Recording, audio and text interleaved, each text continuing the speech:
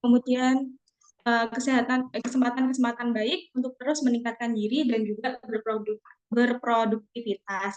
Nah, Bapak Ibu, seperti yang kita ketahui bersama, perkembangan zaman di era globalisasi bergerak cepat dan dinamis, selaras dengan tuntutan dari berbagai sektor, tak terkecuali sektor pelayanan kesehatan. Nah, pemeriksaan kardiotokografi menjadi salah satu dampak positif dari perkembangan teknologi yang dapat membantu memantau kesehatan janin baik selama kehamilan sampai dengan persalinan.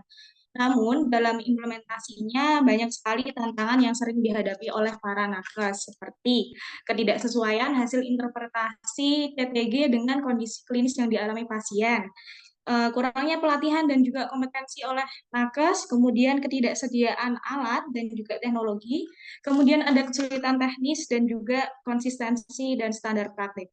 Nah, untuk mengatasi tantangan-tantangan ini perlu diupayakan beberapa langkah perbaikan. Nah, langkah perbaikan itu seperti meningkatkan pelatihan bagi tenaga kesehatan dalam menginterpretasi hasil CTG, kemudian juga memperkuat koordinasi antar profesional kesehatan dalam manajemen kasus ketidaknormalan hasil CTG. Seminar ini sangat penting karena bertujuan untuk meningkatkan akurasi diagnosis, kemudian meminimalkan resiko komplikasi dan juga meningkatkan hasil kesehatan ibu dan janin di Indonesia. Nah, seperti apa itu konsep CTG dan bagaimana sih cara menginterpretasikan hasil CTG dengan tepat? Hari ini kita akan kupas tuntas bersama narasumber kita yang keren hari ini. Ada Dr. Yoga Paripurna. Selamat pagi. Selamat pagi dokter, bagaimana kabarnya dokter? Baik, baik. Baik, oke. Beliau adalah Dr. Yoga Paripurna, merupakan lulusan dokter spesialis obstetri dan ginekologi dari Universitas Padjadjaran Bandung, dan saat ini sedang menjadi kandidat program dokter di Universitas Semarang. Beliau juga aktif praktek di RSUD Dr. Rehat Atlet Provinsi Jawa Tengah. Nah, Bapak Ibu, sebelum kita masuk ke pemaparan materi, saya izin untuk menjelaskan beberapa sesi dalam seminar ini, ya. Untuk sesi pertama, beliau akan menyampaikan materi 1, yaitu konsep dan pelaksanaan pemeriksaan kardiotokografi selama 1 jam, kemudian dilanjutkan dengan diskusi selama 30 menit. Nah, setelah itu akan dilanjutkan oleh sesi selanjutnya, yaitu pemaparan materi kedua tentang interpretasi kardiotokografi. Kemudian dilanjutkan dengan diskusi selama 30 menit. Nah, sesi terakhir adalah kesimpulan dan penutup. Nah, sebelumnya Bapak Ibu saya ingatkan kembali untuk membuka akun Pelataran Sehatnya, jangan lupa klik mulai belajar. Itu ya. Kalau ada kesulitan, nanti boleh menghubungi panitia atau chat saja di room chat seminar ini. Baik, Bapak Ibu, dimohon untuk segera menyiapkan fokus terbaiknya, karena sebentar lagi kita akan memasuki sesi pemaparan materi. Pada Dr. Yoga Paripurna, saya persilahkan untuk menyampaikan materinya. Terima kasih, Bu Sigma. Gimana kabarnya, Bu? Sehat ya? Alhamdulillah. Jadi pada kesempatan kali ini sebelumnya terima kasih kepada Smart Emergency dan institusi dari BWT ya, itu Birul Walidain Talenta yang telah memberikan kesempatan kita untuk belajar mengenai kardiotografi. Yang alhamdulillahnya kita juga difasilitasi memiliki SKP Kemenkes 5 ya. Dan mudah-mudahan bisa membantu dari sejawat sekalian yang di sini pesertanya itu dokter umum dan para medis ya lainnya. Nah, ini saya izin untuk share screen dulu ya, Bu. Share screen dulu.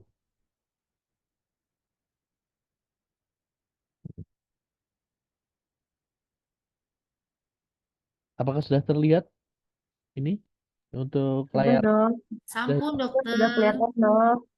Jadi untuk Sudah kelihatan dok.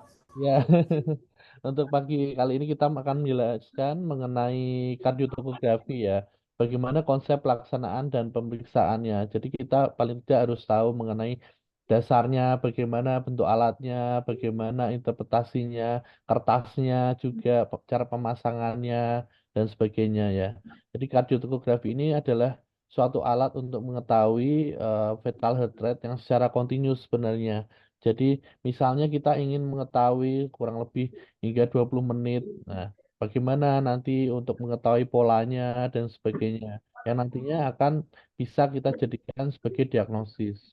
Intinya seperti itu. Jadi untuk mengoptimalkan keakuratan diagnostik yang nantinya akan berpengaruh terhadap pelaksanaan selanjutnya. Nah, berikut ya untuk ada alatnya ya yang di sebelah kanan ini namanya elektrokardiografi. Kardiotokografi ya. Di sini dapat adanya satu otomatis kertas kertas. Ini ada kursornya kelihatan enggak ya? Saya gerak-gerakan ini. Enggak ya? Tidak terlihat ya, Mbak Sigma. Kelihatan, kelihatan, Dok. Kelihatan ya. Nah, Ya, ya, ini jadi ini ada kertas ya, kertas CTG namanya nantinya akan di print ya nanti nanti akan saya lihatkan ya. Kemudian ini ada transducer ya. Transducer itu ada yang untuk toko atau kontraksi, ada yang buat fetal heart rate-nya. Kemudian ini ada sabuknya dan juga ini ada gel. Kemudian ini buat ibunya kalau misalnya nanti ada gerakan janin mencet ini gitu. Dan ini ada kertasnya seperti ini ya kayak kertas EKG. Nah, sebenarnya mirip. Nah, ini ada salah satu alat bantu elektronik untuk memantau kesejahteraan janin dengan nilai pola denyut janin dalam hubungan kontraksi dan aktivitas janin. Jadi maksudnya yaitu kesejahteraan janin itu kita melihat dari denyut janinnya dari fetal heart rate atau DJJ-nya. Jadi nanti bisa tahu DJJ-nya itu dia bagaimana selama 20 menit misal kita bisa nilai bagaimana polanya apakah normal atau tidak. Kemudian juga menilai dari kontraksi. Nah, ini penting banget biasanya pada kasus-kasus partus prematurus iminen misal atau kontraksi prematur, kita bisa menilai apakah ada his, apakah ada kontraksi. Nah, atau pada waktu apa sewaktu melahirkan infarto, kita ternyata bisa loh melihat, oh ini kira-kira pembukaan laten aktif, atau ternyata waktu dia ternyata lengkap. Nah, itu ternyata eh, bisa kita nilai dari kardiotografi ini. Nah, ini sejarahnya. Awalnya tadi alatnya kecil ya. Ini awalnya dulu gede gitu. Ini kayak apa ini? Kayak ini ya, apa namanya? Lemari ya ini ya gede sekali. Nah, peta ultrasound atau DJJ ini ditemukan 350 tahun yang lalu sebenarnya dan sempat kita menggunakan mungkin yang bidan-bidan yang senior menggunakan stetoskop Pinart ya. Nah, kemudian situs ini ditemukan di tahun 1950 sampai 1960 yang ditemukan oleh Edward Hone. Ini gambarnya Edward Hone ya. Nah, kemudian fetal monitor alat yang pertama itu muncul di 1968. Nah, ini bentuknya seperti ini awalnya. Nah, ini yang sekarang kecil ya ini. Nah, ini kertasnya, kemudian ini transducernya nanti untuk fetal movementnya nanti dipencet kalau ada gerakan janin ya. Kemudian ini ada tombol-tombol on off, ada untuk sound, ada untuk nanti basal apa untuk basal tone-nya ya supaya nanti untuk contraction-nya nanti bisa netral ya. Nah, ini di sini nih apa untuk mengetahui fetal heart rate-nya, kemudian ini ada uterine contraction-nya. Jadi kekuatan amplitudo dari kontraksinya nanti kita bisa nilai. Nah, ini kenapa sih CTG kardiotografi itu penting? Jadi ada profil biofisik score. Jadi dari komponennya dinilai ada gerakan pernafasan janin, gerakan tubuh kasar, kemudian ada nada dari janinnya, kemudian ada volume cairan ketuban yang biasa kita nilai dengan USG. Nah, yang ketiga itu non stress test atau ini sebutnya sebenarnya kardiotokografi ya. Biasanya kita dinilai pada saat antepartum. Nah, kalau misalnya reaktif atau normal itu berarti dia dapat 2 poin dan normalnya itu di atas 8 poin. Kemudian kardiotografi ini dia itu dinilai waktu antepartum atau waktu waktu posisinya masih hamil ya belum belum ada tanda-tanda kehamilan apa tanda-tanda persalinan ya. Nah, ini ada non stress test, ada yang stress test. Nah, untuk non stress test itu biasanya memang belum ada kontraksi dan sebagainya. Nah, kemudian kardiotografi bisa kita nilai waktu dia masuk dalam proses persalinan ya. Misalnya pada pasien-pasien yang dengan KPD, kemudian inertia uteri, kemudian dilakukan augmentasi, kita bisa lakukan continuous atau CTG continuous istilahnya. Jadi berkelanjutan. Nah, kita bisa nilai sewaktu sewaktu dilakukan CTG itu dengan adanya tetesan oksitosin pada dosis dan tetesan tertentu, apakah dapat adanya kelainan seperti adanya deselerasi seperti itu. Kemudian kardiotografi ini ternyata ada yang secara langsung, ada dan tidak langsung. Untuk yang langsung itu dimasukkan ke dalam rahim ya. Jadi ini ada alat semacam scalp elektroda yang dimasukkan ke dalam kepala janin. Jadi memang ini agak invasif ya. Jadi masukkan ya ke dalam janinnya ya. Ini berisiko terjadi ketuban pecah, kemudian ada infeksi pada janinnya sehingga untuk yang ATG langsung ini jarang digunakan. Yang kita gunakan yang tidak langsung ini. Jadi alat dipasang pada dinding perut ya. Nah, ini sambari sambari sering-sering lihat alatnya ya. Mungkin ada sebagian di sini yang mungkin perawat, mungkin nggak melihat, mungkin lihat dari jauh, mungkin bagaimana sih melaksanakannya. Nah, ini kan di fundusnya ya, ini dipasang di sini. Ini untuk menilai kontraksinya ya. Kemudian ini di sini ditempelkan cari punggung janinnya. Nah, di sini ini untuk menilai dari fetal heart rate-nya seperti itu. Dan ini yang tidak langsung yang sering kita gunakan karena lebih aman. Nah, keuntungan monitoring janin eksternal ini pasien dapat dimonitoring kapan saja dan non-invasifnya. Kemudian yang kedua pengukuran dapat dilakukan secara kontinu. Nah, permasalahannya adalah misalnya dengan menggunakan Dopton yang biasa digunakan itu paling tidak itu hanya kita mungkin udah mengecek 2 menit saja itu udah bagus.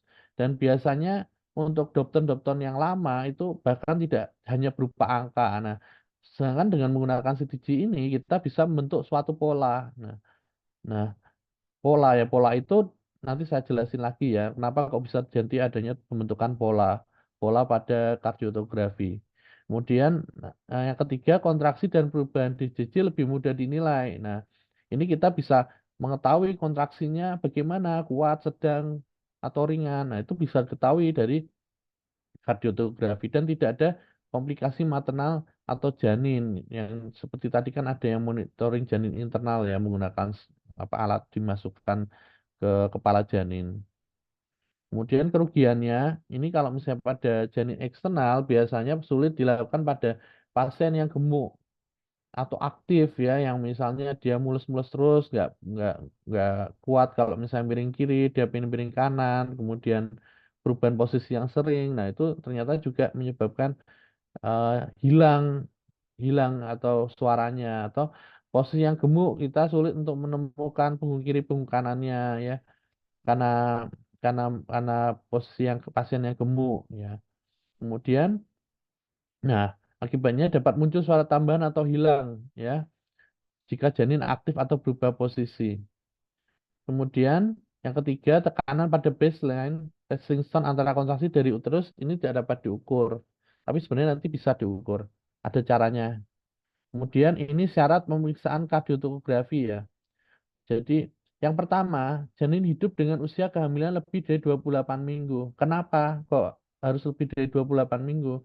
Karena di atas 28 minggu itu sudah terbentuk adanya saraf simpatis dan parasimpatis pada janin sehingga dia bisa membentuk suatu pola gitu. Di mana di mana janin itu dia mengalami hipoksia, dia bisa membentuk suatu pola.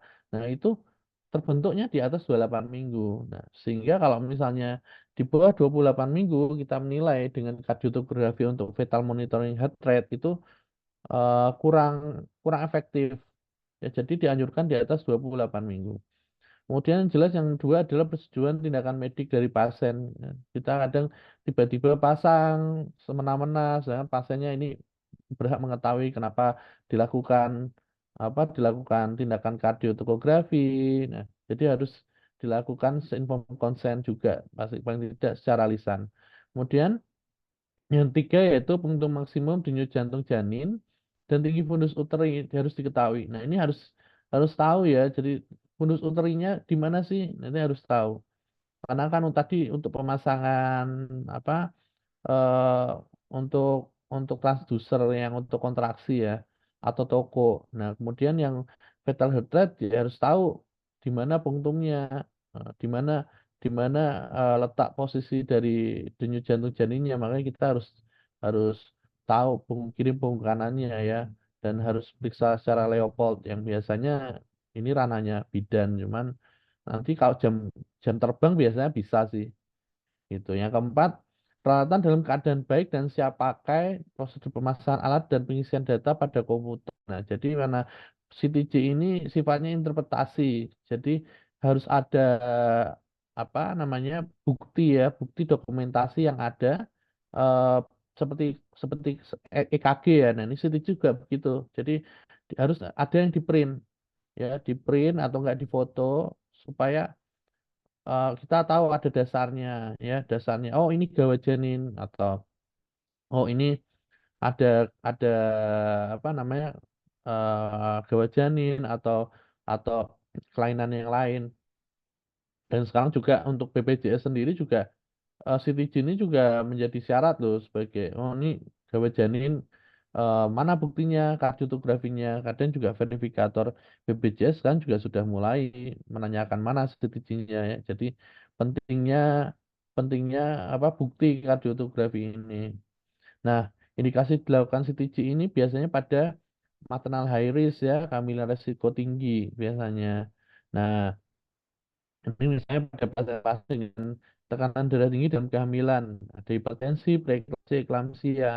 Nah, ini perlu untuk dilakukan adanya CTG karena biasanya pada pasien-pasien dengan tekanan darah tinggi pada kehamilan dia ada beberapa yang terjadi insufisiensi plasenta yang menyebabkan adanya deselerasi. Nah, ngomong-ngomong deselerasi nanti akan saya jelaskan nanti.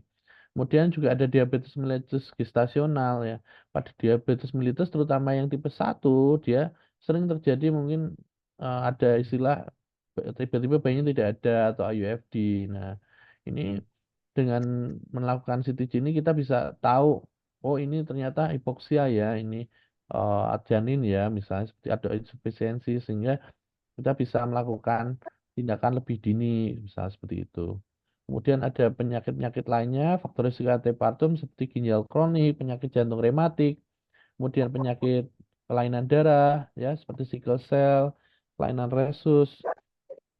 Kemudian juga faktor risiko yang lainnya yaitu janin yang preterm kurang dari 37 minggu. Mungkin ini yang dimaksud mungkin misalnya pada pasien-pasien dengan status prematurus iminen atau kontraksi prematur ya, untuk mengetahui bagaimana kontraksinya apakah ada sih, apakah benar-benar ada gitu. Jadi perlu diketahui. Kemudian faktor umur. Nah, faktor umur ini ternyata pada usia-usia 35 tahun, ibu hamil dengan usia 35 tahun itu resiko terjadi adanya salah satunya tekanan darah tinggi dalam kehamilan sehingga perlu diperiksa walaupun mungkin dia usia kehamilannya misalnya 34 tahun 34 minggu tetap harus dilakukan pemeriksaan CTG ya, karena kan dia resiko terjadi karena kita ingat preeklamsi itu ada yang awal dan yang lambat yang di atas 34 minggu yang bisa muncul sewaktu-waktu ya, di atas 34 minggu, jadi perlu dilakukan CTG. Kehamilan kembar ini juga perlu ya dilakukan. Otomatis untuk transducernya sendiri nanti ada dua untuk yang untuk fetal heart rate monitoring. Kemudian ada Grande multipara kehamilan lebih dari 5 kali, kemudian anemia, IUGR, dan riwayat obstetrik buruk. Untuk faktor risiko intrapartum ini ada prolonged rupture of membrane ya, kemudian preterm premature rupture of membrane, ini maksudnya KPD ya. Nah, ini ada patus kasep, ada meconium stain amniotic fluid, ini tanda-tanda adanya gawat janin ya. Kemudian DCJ yang abnormal yang terdeteksi misalnya dari Dopton, nah ini perlu untuk dilakukan apa misalnya dilakukan kardiotokografi ya secara continuous. Kemudian presentasi abnormal misalnya sungsang. Nah, kemudian ini ada induksi oksitosin ini juga perlu. Jadi kadang sering ya kita melakukan oksitosin zaman dulu mungkin oksitosin tapi pemantauannya hanya dengan apa mohon maaf dengan Dopton saja yang dievaluasi per mungkin 15 menit atau mungkin apabila dengan dengan adanya kardiotomografi ini lebih mudah kan ya. Jadi sambil bisa apa? Sambil bisa mendengarkan suaranya ya, mendengarkan suara ritmenya itu sebenarnya bisa kalau udah terbiasa. Oh ini DJJ-nya enak nih, oh ini DJJ-nya kok lambat ya gitu. Itu kita bisa menilai sebenarnya dengan suara. Jadi sebenarnya waktu induksi oksitosin dilakukan CTG itu dia mempermudah buat pengawasan sebenarnya.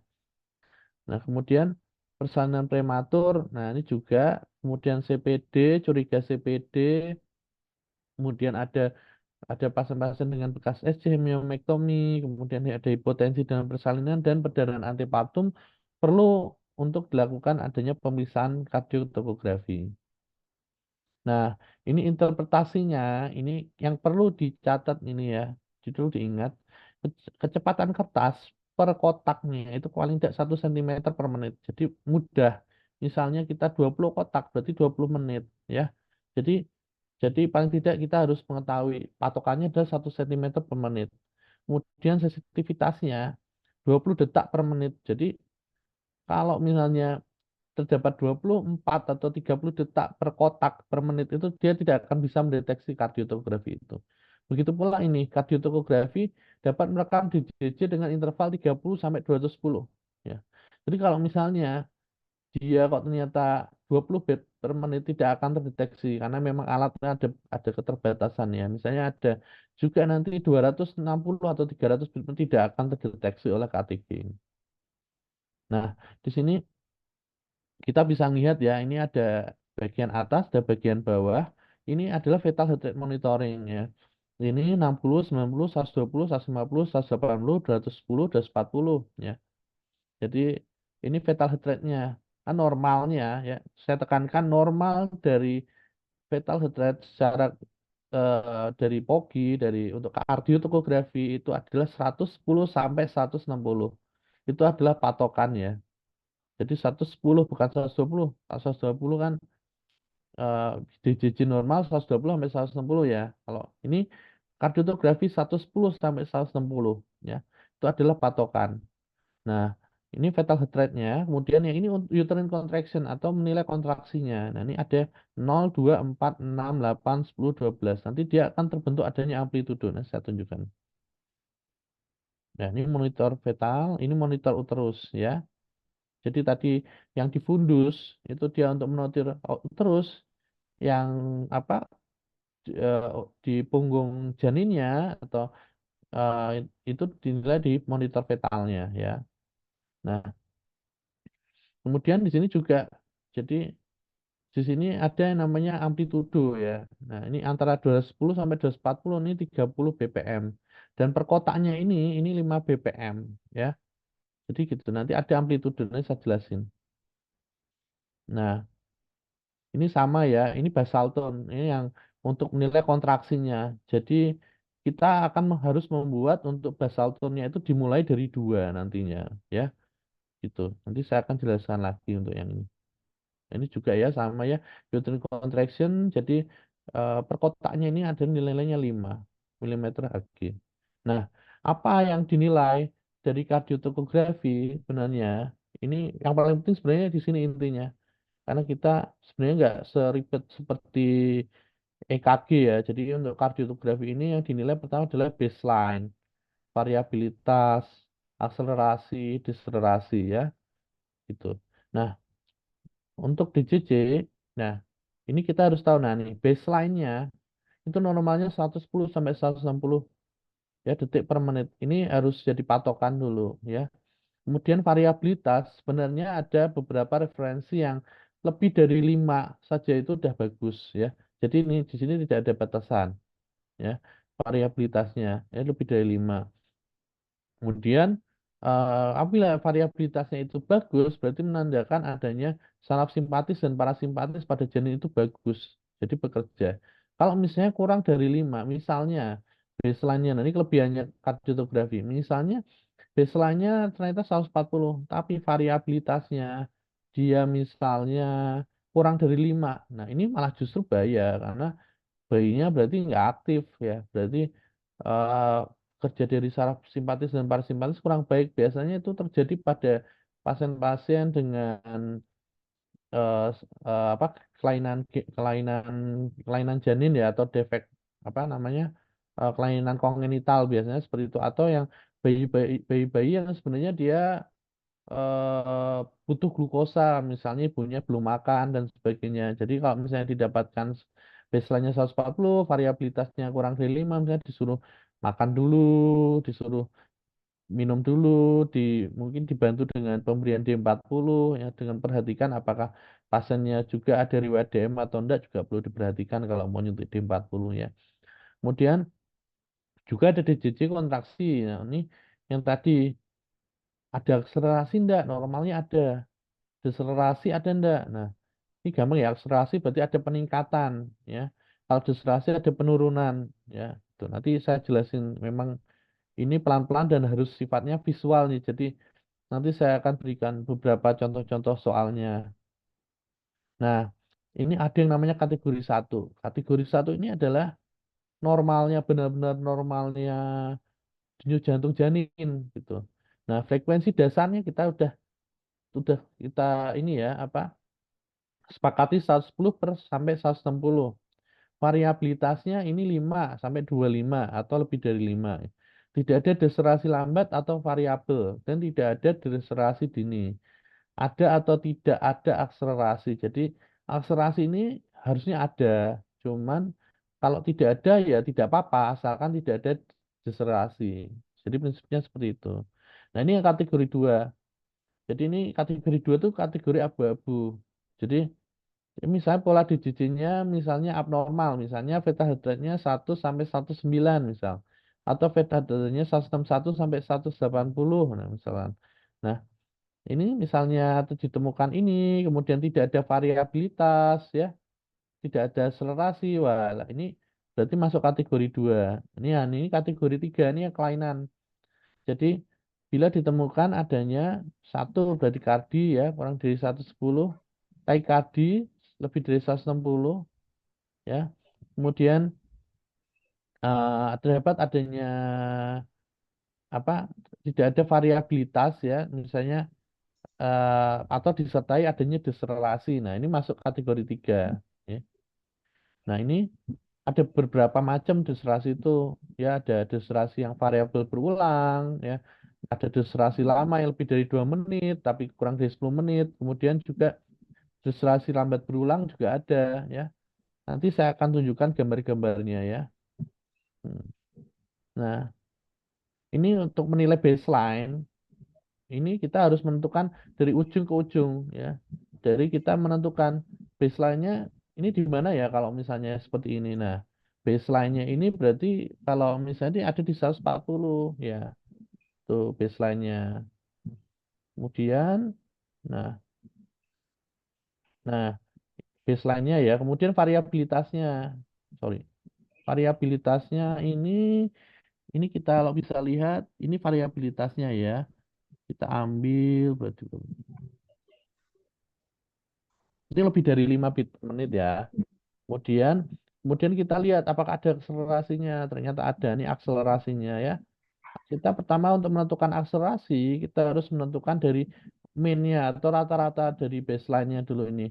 Ini kita tentukan di mana. Oh, ini kurang lebih di 140 atau ini 130-an ya. Nah, ternyata di sini mencapai 160-an ya ini. Berarti terjadi kan saat ini 160 ya. Ini baseline-nya misalnya ini 140 misal. Berarti kan 160 kurangi 140 20 bit per menit. Berarti terjadi adanya peningkatan lebih dari 15 bit per menit. Nah, itu adalah akselerasi. Kalau terjadi adanya peningkatan 15 bit per menit dari min yang ada, berarti ini dikatakan akselerasi. Ini akselerasi ya. Ini akselerasi ya. Ini akselerasi ya. Kalau ini bukan karena kurang dari 15 gitu. Nah, benar kan akselerasi. Nah, kemudian ini kita harus melihat juga yang baseline yang kurang dari 110. Nah, ini latihan. Kita lihat, ini baseline-nya ini kurang dari 110 ya. Kita lihat. Nah, ini di mana baseline-nya? Baseline-nya ini kemungkinan ada di 100-an ya. Nah, ini baseline-nya di 100 ya. kita ambil rata-ratanya, ya gitu, ya. Jadi ini berarti kok ya apa biasanya kurang dari 100 ya, berarti ini ada apa ada bradikardi di sini temuannya. Nah, bradikardi ini terjadi karena salah satunya adanya hipoksia, bradiaritmia janin, kemudian obat-obat anestesi lokal dan janin dengan kelainan bawaan. Nah, ini kalau yang di atas 150 ya. Nah, ini kita lihat dulu ini biasanya di mana ini. Ini kita lihat ya 180 berarti kita lihat ini kelihatan di bawahnya persis ini kurang lebih 170-an ya. Ini yang saya tunjuk kursornya ini. Berarti ini terjadi adanya tachycardia. Nah, normalnya kan ini 110 sampai 160 ya. Berarti ini terjadi adanya tachycardia gitu. Nah, karena lebih dari 160 beat per menit. Nah, ini infeksi ibu febris, kemudian adanya ibu hipertiroid atau obat-obatan lainnya, misalnya atropin ya. Untuk atropin sendiri adalah obat apa untuk meningkatkan denyut jantung denyut jantung pada manusia ya, kayak sulfasatropin seperti itu. Nah, ini ada variabilitasnya, ada yang jangka pendek, ada yang jangka panjang. Kalau misalnya perbedaan interval antar denyut itu 2 sampai 3 detik per menit. Kalau jangka panjang itu gambaran kasar 3 sampai 6 kali per menit. Nanti kita sambil belajar. Nah, ini kita bisa lihat di sini itu tadi kan kita lihat satu kotak kan kurang lebih 5 ya. Ini 5 berarti ini kurang lebih 15 BPM ya. Berarti ini masih normal. Ini yang dinamakan adanya variabilitas ya. Ini variabilitas. Variabilitas ini kurang lebih 15 antara 5 sampai 25. Ini berarti normal. Jadi saraf simpatis pada janin dan parasimpatisnya itu baik ya.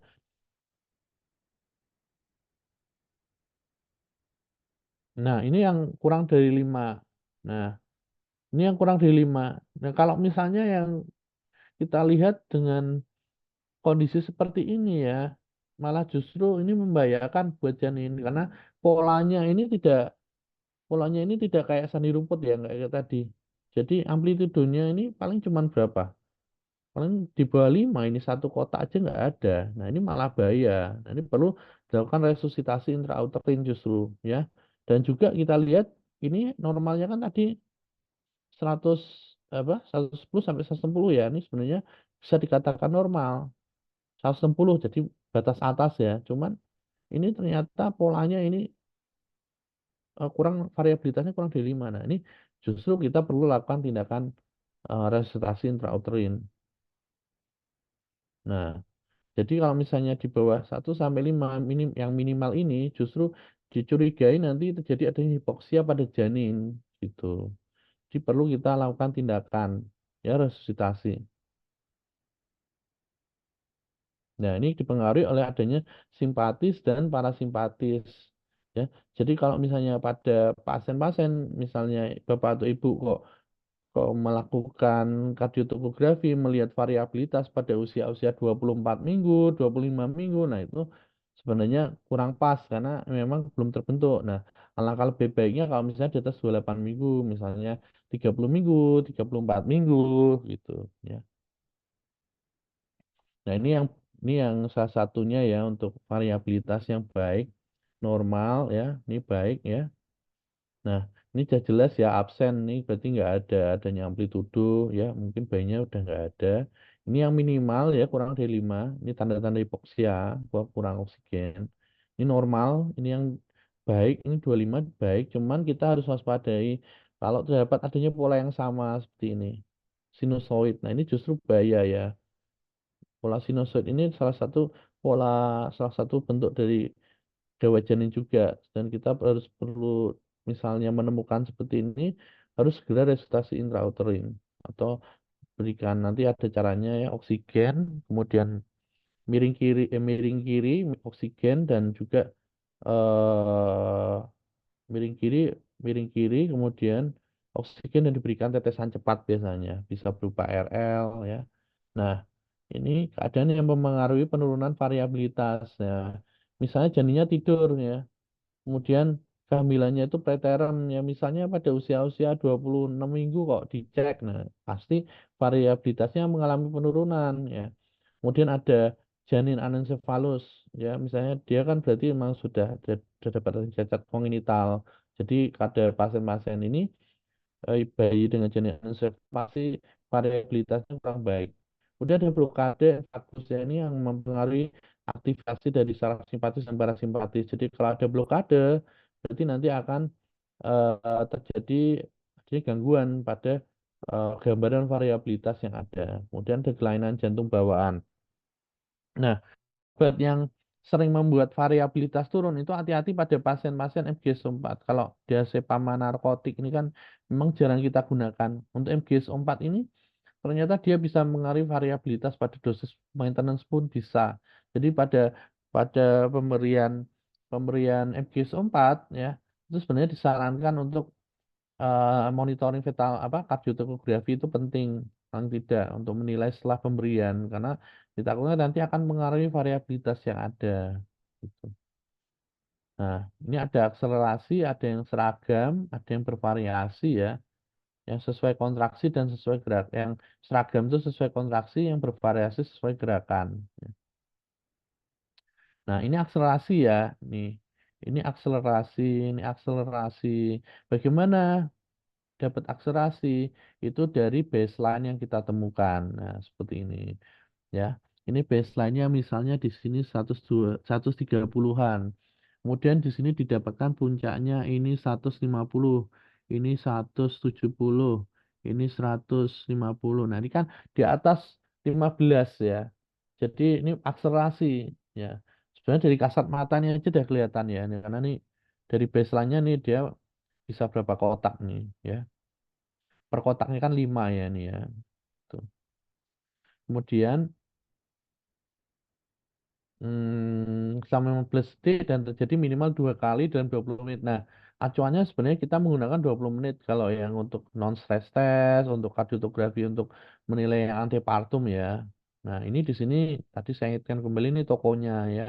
Tokonya kita harus buat dia paling tidak ada di 2. Ini ada tombolnya kok. Jadi setiap mau memulai adanya CTG penilaian harus diklik tombol 2 ya.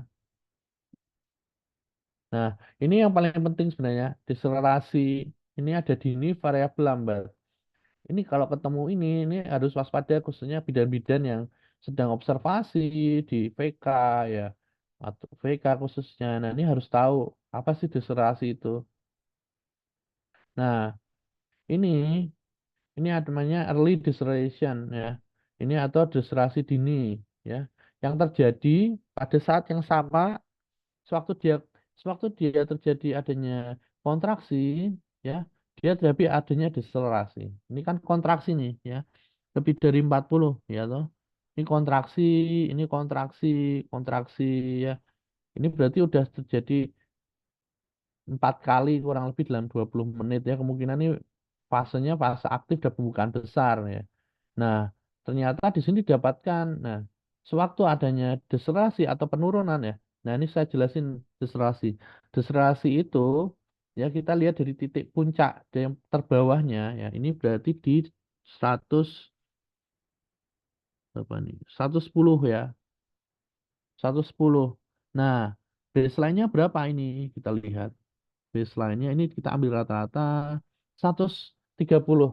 Berarti 130 dikurangi 110 berarti 20. Berarti lebih dari 15. Jadi adanya perbedaan 15 bit per menit dari rata-rata sama puncak. Nah, itu sudah dikatakan adanya deselerasi. Nah, seperti ini nih. Ini ada deselerasi, kemudian ada kontraksi, deselerasi, kontraksi, deselerasi, kontraksi. Berarti ini kemungkinan terjadi pada pembukaan lengkap ya. Jadi misalnya ada bidan yang mungkin apa ngirim CTG gitu, kardiotomografi, dok konsul hasil kardiotomografi. Nah, pasti kalau misal melihat seperti ini, pasti curiganya satu adalah pembukaannya udah lengkap karena adanya adanya titik yang bertemu seperti ini. Jadi sewaktu kontraksi ada deselerasi. Nah, seperti ini. Nah, ini tanda-tanda dari pembukaan lengkap yang disebut dengan deselerasi dini atau mirror appearance atau apa namanya apa gambaran seperti kaca. Nah, seperti itu. Ini kan bareng ya. Nah, ini kan ditandain. Nah, seperti ini. Jadi adanya onset ya. Kemudian di sini ada nadir titik dari terbawah dari amplitudo yang ada, kemudian ada kontraksi. Nah, ini kan sesuai ya. Nah, kemudian dia ada recovery. Nah, seperti ini adalah diserasi dini. Nanti saya akan jelasin. Nah, timbul dan hilang bersama dengan kontraksi uterus. Nah, baseline dan variabilitas normal. Ini normal karena terjadi apa? Karena adanya apa namanya head compression atau kompresi pada kepala janin. Nah, sering terjadi pada persalinan normal akibat penekanan kepala janin oleh janin lahir mengakibatkan hipoksia dan merangsang refleks vagal. Jadi harus segera dilahirkan, ya. Gitu. Nah, ini yang sering perlu waspada yaitu late deceleration, ya. Nah, ini perlu diketahui. Jadi mungkin kalau perlu digaris-garisin aja nanti sedikit biar tahu. Jadi misalnya ada kontraksi, kemudian terjadi adanya deselerasi. Adanya kontraksi, terjadi adanya deselerasi. Kontraksi deselerasinya seperti ini. Ini adalah gawat janin ini, ya, gitu. Nah, ini gawat janin. Nah, ini ya, ini setelah terjadinya kontraksi, ya, setelah 30 detik nanti terjadi ada penurunan. Ya, mencapai titik nadir dia nanti akan kembali lagi ya, karena dia nanti biasanya gawat janin ini karena adanya apa penekanan dari arteri venanya ya nanti saya jelasin lebih lanjut. Nah, timbul 20 sampai 30 detik setelah kontraksi dimulai, berakhir setelah 20 sampai 30 detik setelah kontraksi hilang lamanya kurang dari 90 detik. Kemudian timbul berulang setiap kontraksi dengan intensitas sesuai kontraksi terus ya. Kemudian denyutnya normal atau takikardi ringan atau hipoksia berat menjadi bradikardi ya. Jadi adanya penurunan aliran darah ibu menyebabkan hipoksia janin. Jika janin bisa kompensasi tidak ada perubahan CTG. Namun kontraksi terus menyebabkan aliran darah semakin berkurang sehingga merangsang kemoreseptor dan vagus. Nah, biasanya kasus-kasus seperti ini dia apa berhubungan dengan kemoreseptor ya. Kemoreseptor dan terjadi pada pasien-pasien insufisiensi plasenta kalau misalnya yang apa deserasi lambat ini ya. Ini pelan-pelan aja ya Pak Bu. Jadi ini dilihat dulu aja nanti banyak sekali nanti kita diskusi ya. Nah, ini ada deserasi variabel. Nah, kalau deserasi variabel ini udah beda kayak tadi, udah ngacak kontraksinya di mana berjalan sendiri, kemudian ada deserasinya juga ngacak di mana-mana ya dengan bentuk variasi yang macam-macam. Ada yang bentuknya U, ada yang bentuknya V, ada yang bentuknya W, ya, kayak gini. Jadi bentuknya macam-macam. Ini kan ada yang bentuknya U, ada bentuknya V, ada bentuknya W, kayak gini dan dia nggak terpengaruh eh, dengan adanya kontraksi yang ada ini kan kontraksi ya. Nah ini biasanya pada variabel diserasi ini biasa terjadi pada pasien-pasien misalnya ketuban pecah. Jadi karena adanya apa eh, prolaps cord ya, adanya apa eh, penekanan dari tali pusat. Nah itu biasanya pada diserasi variabel. Nah ini kan bentuknya V, ada yang U, ada yang W ya. Nah, ini yang tadi karena ada penekanan dari vena umbilikal dan arteri umbilikal ya, sehingga terjadi adanya parsial, kemudian komplit, kemudian parsial lagi naik lagi normal. Nah, justru tapi ini bahaya kalau ada gambaran seperti ini harus segera dilakukan tindakan ya. Resusitasi dulu baru dilakukan tindakan. Nah, deselerasi terjadi cepat dan penurunan frekuensi bisa sampai 60. Kemudian biasanya terjadi akselerasi sebelumnya. Jadi ini terjadi akselerasi, kemudian apa namanya turun lagi, kemudian apa ada akselerasi lagi. Nah, ini ya ciri khasnya ya pada pada deselerasi variabel itu seperti ini. Jadi ada akselerasi dulu, deselerasi, akselerasi. Tapi ini bahaya kalau yang kayak gini ya. Nah, ini penekanan tali pusat selama kehamilan atau kala satu Jika variabilitas baik, janin tidak mengalami hipoksia. Nah, kalau terjadi deselerasi, terutama yang deselerasi yang lambat sama yang variabel, ini harus miringkan ibu ke satu sisi, ya. Ya, banyak yang beranggapan bahwa semiringnya itu ke kiri karena untuk kalau misalnya ke kanan dia bisa mengenai vena cava inferior, ya. Nah, gitu. Tapi kita mending menggunakan miring kiri ya, gitu. Kemudian berikan oksigen ya bisa 4 sampai 5 liter per menit, kemudian diberikan infus cairan bisa NaCl, bisa RL ya untuk memperbaiki dari eh, apa cairan dari ibu sendiri. Nah, ini kita harus tahu untuk topografi itu yang dinilai apa ya, basal tone, intensitas, frekuensi dan durasi ya. Nah, ini basal tone ya. Basal tone ini pada uterine contraction. Nah, ini kita kalau misalnya mau mau memulai pengukuran ini harus kita bikin netral dulu bawah karena kalau sudah dipakai apalagi udah ada kontraksi sebelumnya dia bisa mulainya di 75. Nah, ini sering terjadi pada kesalahan pada bidan waktu memasang ya. Itu. Nah, ini intensitas. Intensitas yang dimaksud itu adalah amplitudo ini nih, ya. Jadi apa namanya?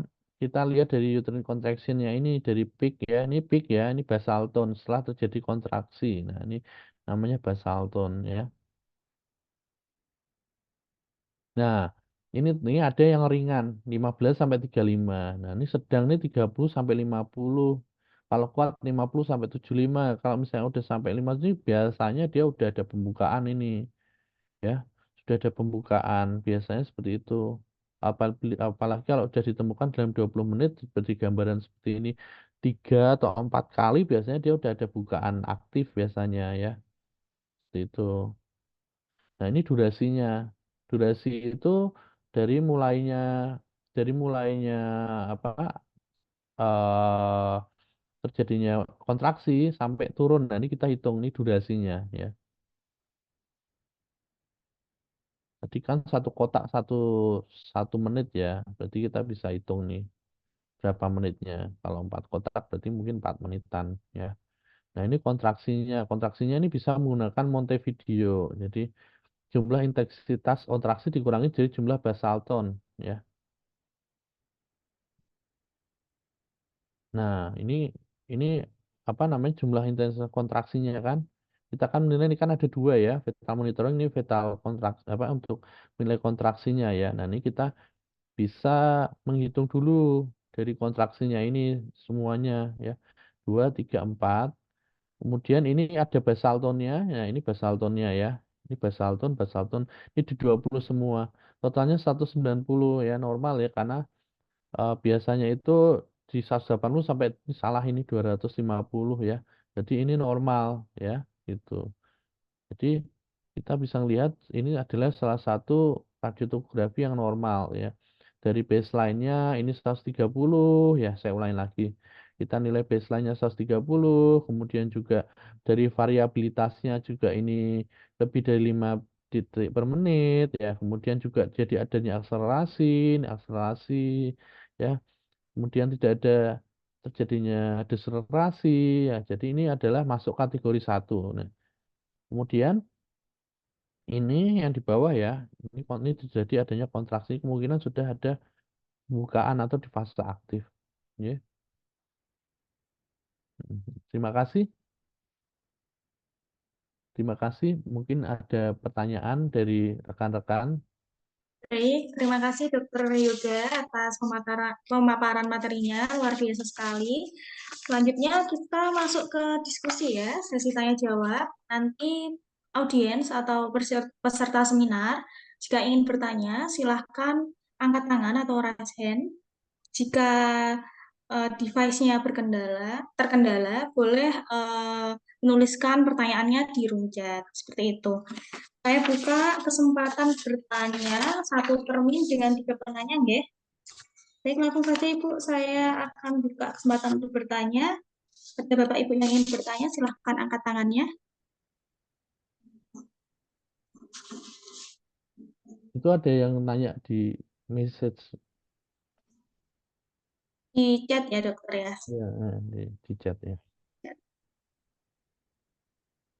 Baik, dari Ibu Rahmi Agustin, kedepannya nanti boleh disebutkan nama, domisili, sama tempat bekerjanya nih. Ini pertanyaan dari Dokter Rahmi, saya bacakan dokter. Dok, izin bertanya, jika pasien infarktut di puskesmas terjadi akselerasi, kemudian diberikan oksigen, terus di CTG ulang hasil normal, apakah tetap Nah, diobservasi atau dirujuk? ini saya lihatin kembali ya gambarnya Ibu Rahmi. Makasih lah. Ini kita harus tahu konsepnya sebenarnya. Makanya jadi gini Bu Rahmi, untuk akselerasi itu kadang kan orang menilai misalnya eh, dia terjadi akselerasi sampai 180 gitu atau sampai 200 gitu ya. Tapi baseline-nya 140 misal. Itu akselerasi. Jadi akselerasi itu tanda bagus malah justru. Jadi saraf simpatis dan parasimpatis pada janin itu malah malah harusnya ada akselerasi. Misalnya baseline-nya 140, tapi ada peningkatan sampai 180. Wah, itu bagus banget sebenarnya gitu. Tergantung baseline-nya berapa gitu. Makanya kita nanti selanjutnya nanti ada interpretasi saya akan jelaskan lebih panjang. Nah, masalahnya adalah yang masalahnya adalah Bu Rami, kalau misalnya kita ya di bidan misalnya tidak ada CTG, waktu mengecek mengecek apa di JJ itu bisa aja kan sewaktu dia ada akselerasi, nadinya cepet nih misalnya, oh ini kok nadinya cepet ya sampai sampai 200 kayak gitu. Tapi jangan salah, sebenarnya itu harus dilihat selama kurang lebih jangka waktu berapa menit, dilihat baseline-nya berapa. Jangan-jangan itu waktu akselerasi. Nah, sebenarnya yang ditakutkan bukan akselerasi sebenarnya. Yang ditakutkan justru deselerasi gitu. Karena akselerasi itu pertanda, oh ya ini bagus gitu, seperti itu. Saraf simpatisnya bagus. Nah, yang jadi masalah kalau deselerasi. Jadi apabila ditemukan akselerasi, tidak perlu diberikan oksigen justru karena itu sudah normal dan tidak perlu dilakukan CTG ulang seperti itu. Nanti akan saya tunjukkan untuk yang akselerasi, misalnya ada yang sampai 100 di atas 160 juga ada. Akselerasi sampai 170, tapi baseline-nya dia normal. Nah, itu enggak apa-apa, tidak ada masalah. Begitu Bu Rami. Baik, terima kasih dokter jawabannya dari Bu Rahmi. Apakah ada yang ingin ditanyakan lagi? Cukup jelas jawabannya. Nah, Baik dokter, ini ada pertanyaan lagi dari bidan Firda. Izin bertanya dokter, untuk pasien gemeli, baik itu dalam satu CTG, itu gunakan dua probe atau satu-satu ya nah, dok? Terima kasih. ya, di sini. Pertanyaan bagus ya, Bunda Vida. Jadi untuk untuk Gembel ini sendiri sebenarnya ada alat sebenarnya bisa buat dua itu bisa. Dua ya, kalau triplet itu nggak bisa setahu saya karena colokannya itu buat dua. Jadi bisa digunakan sekali jalan tuh bisa karena kan kalau misalnya misalnya sekali-sekali butuh waktu ya misalnya NS saja 20 menit, kalau misalnya Gemeli berarti kan 40 menit ngelakuinnya. Jadi nggak efisien, tapi tergantung alatnya ada nggak, transducernya itu ada nggak tambahannya. Nanti saya lihatkan bentar, bentar saya lihatkan gambarnya.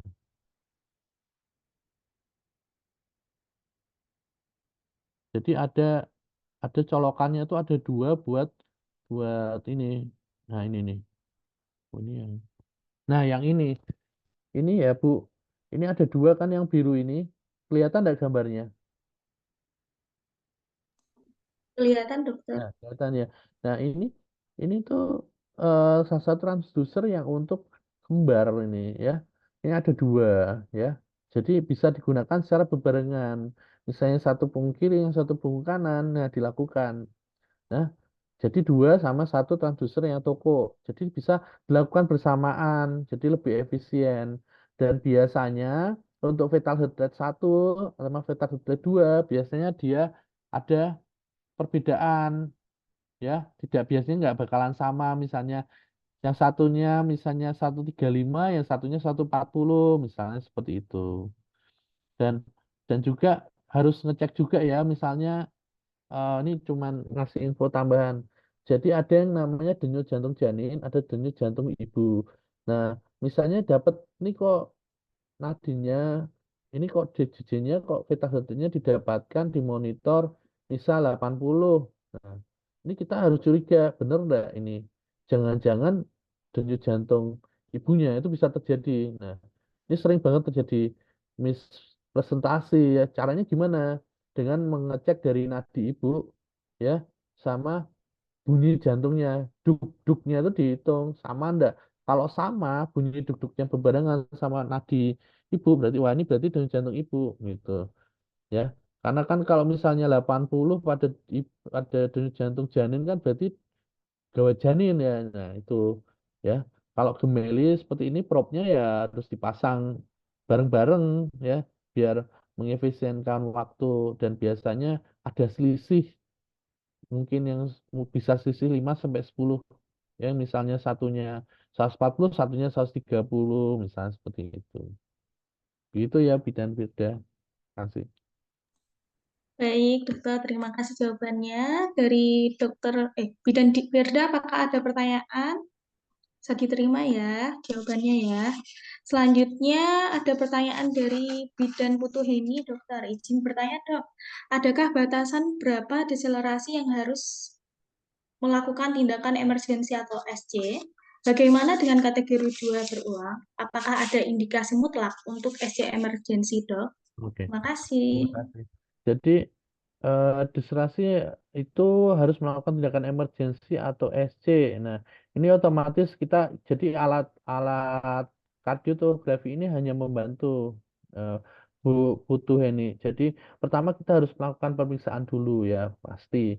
Ada diserasi kita harus melakukan pemeriksaan. Ini sebenarnya bukan berapa. Misalnya kok terjadi ada diserasi ini.